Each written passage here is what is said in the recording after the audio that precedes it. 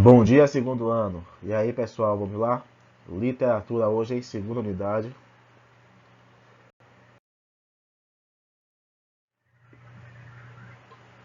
Primeiro vamos ver quais os conteúdos que serão cobrados na segunda unidade ou estudados na segunda unidade em literatura. Depois de termos estudado a poesia do romantismo, vamos estudar a prosa romântica, certo? Então vamos ter primeiro prosa romântica, características Joaquim Manuel de Macedo, que estudaremos hoje. Teremos prosa romântica José de Alencar, prosa romântica Manuel Antônio de Almeida, prosa romântica regionalismo e, por fim, teatro romântico Martins Pena. Então temos bastante conteúdos, principalmente a prosa romântica. A aula de hoje é chave para poder entender o restante dos conteúdos, porque vamos entender o que é a prosa romântica, né? Então, quando você entende o que é a prosa romântica, você só vai adaptar o seu conhecimento a cada autor.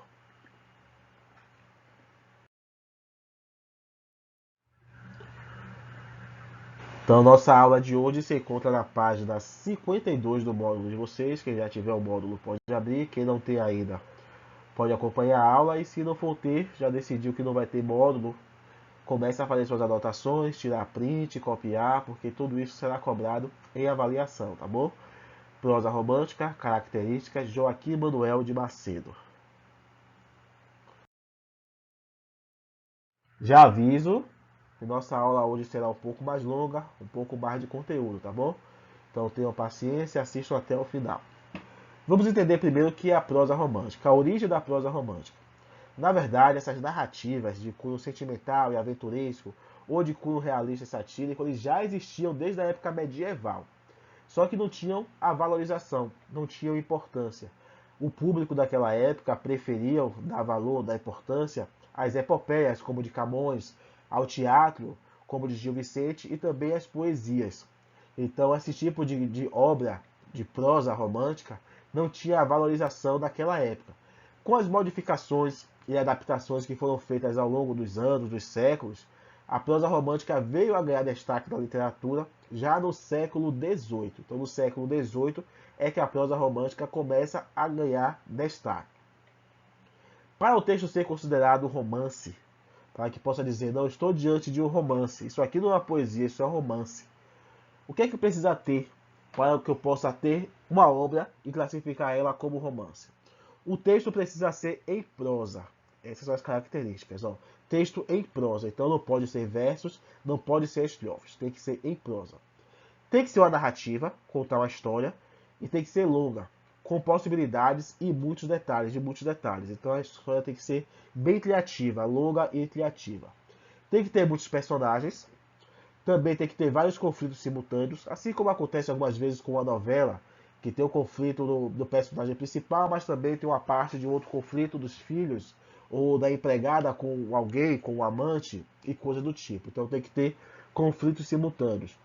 O enredo deve se organizar em uma sequência de tempo e espaço. Então tem que ter lógica de passagem de tempo, certo? E o espaço pode ser dentro de uma cidade, dentro de um país, ou até mesmo em um bairro, em um cortiço, em uma avenida. Então essas são as características para que você possa dizer que aquele livro que você está lendo é uma prosa romântica, é um romance.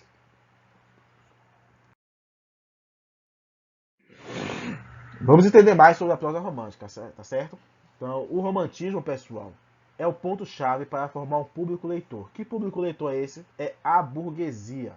Quem lia, quem lê, quem lia naquela época as obras do romantismo, as obras da prosa romântica, era a burguesia. A burguesia quem deu valor à prosa romântica dessa época. O que é que relatava o romance? O romance relatava acontecimentos do cotidiano, aspirações, aventuras e amores que representavam o interesse dessa nova classe dominante e, por essa razão, tornaram-se populares. Então, o texto do romance era bem típico, característico daquele tipo de público. As pessoas se identificavam com aquela obra por terem elementos que coincidiam com o seu dia a dia ou com suas ambições, com as suas frustrações, com as suas decepções. Então as pessoas se aproximavam da obra por conta disso, por conta de uma semelhança com o seu cotidiano. E como é que essas obras eram divulgadas? Eram livros formais, as pessoas iam à biblioteca? Como é que funcionou a divulgação desses romances? Ó, Os jornais do Brasil naquela época eles passaram a publicar romances traduzidos da Europa. Então ainda não se tinha um público de autores, né, de romance brasileiro formado. Então os jornais eles começaram a publicar trechos, pedaços dessa obra no jornal. Isso era chamado de folhetim. O que era o folhetim? É como se você pegasse hoje o Jornal à Tarde, por exemplo, você comprasse o Jornal à Tarde, e na página 7 tivesse uma página ou uma coluna em que vem um pedaço ou um capítulo de um livro de José de Alencar, por exemplo, ou de um livro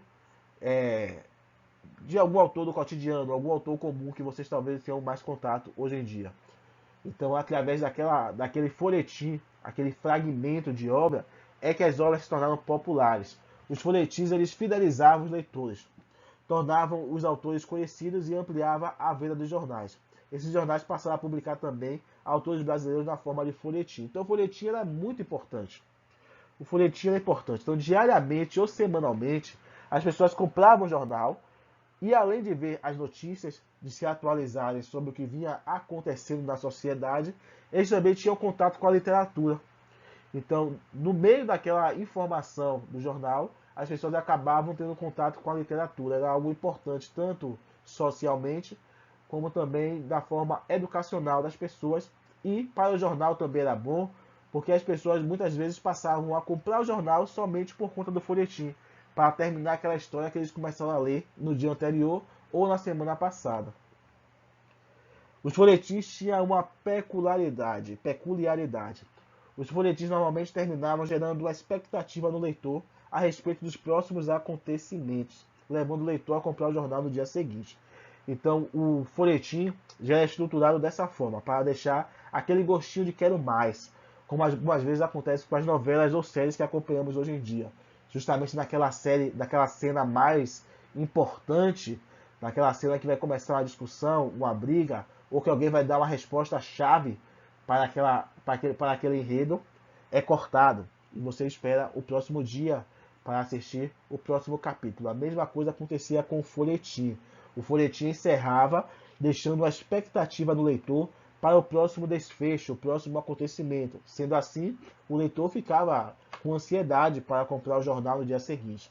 Então, o folhetim servia tanto para o artista divulgar suas obras, tanto para o dono do jornal, da banca de jornal, da empresa de jornal, vender mais jornais, e também para o público ter um entretenimento, uma diversão literária. O primeiro romance brasileiro que foi publicado é O Filho do Pescador, de Teixeira e Souza, isso em 1843. Porém, essa obra foi lançada e não teve destaque. As pessoas não deram muita importância. Coube então a Joaquim Manuel de Macedo publicar o folhetim que ganhou destaque e conquistou o público brasileiro, chamado A Moreninha, em 1844.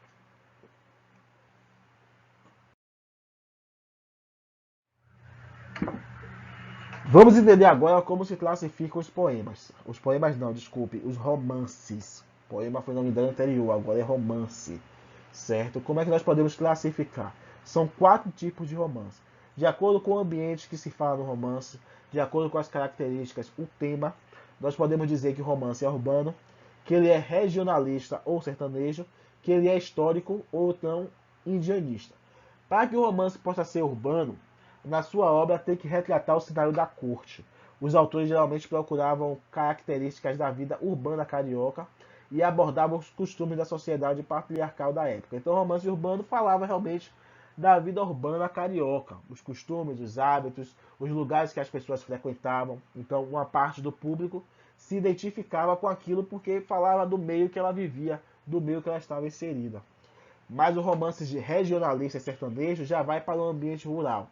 Retrata costumes e estilos da vida interiorana, certo? Então, quando o romance fala sobre o interior, fala sobre a vida do homem do campo, o ambiente rural, ali você está diante de um romance regionalista ou então sertanejo. Já o histórico, nós temos um momento importante do país, como por exemplo, proclamação da República e coisas do tipo, só que de uma forma de ficção. Os personagens passam a ser inseridos nessa história, uma história real, significativa para o Brasil, para o país, e ali é retratado de uma forma mais de ficção. Como nós temos algumas vezes uma novela de época, por exemplo, em que pegam algo que realmente aconteceu e transforma em uma novela. Ali é uma novela que trata de um enredo histórico. E isso acontecia também com os romances. Já o indianista, como o nome já diz, e vocês já viram isso, na característica geral do romantismo, da primeira geração principalmente, ocorre a valorização do passado, a selva. O indígena é representado como um herói, um símbolo nacional. Então o romance indianista tem o índio como figura central.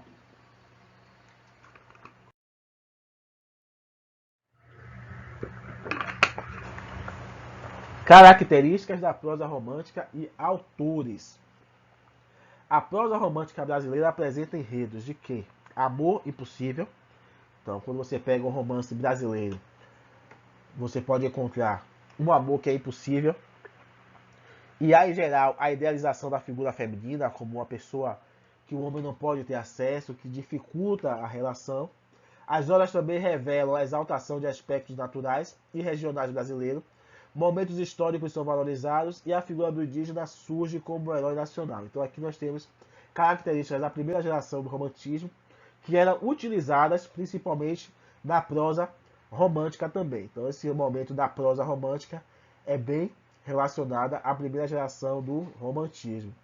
Autores de destaque dentro da prosa romântica brasileira: José de Alencar, Joaquim Manuel de Macedo, que veremos logo logo, Manuel Antônio de Almeida, Bernardo Guimarães, Visconde de Taunay e Franklin Távora.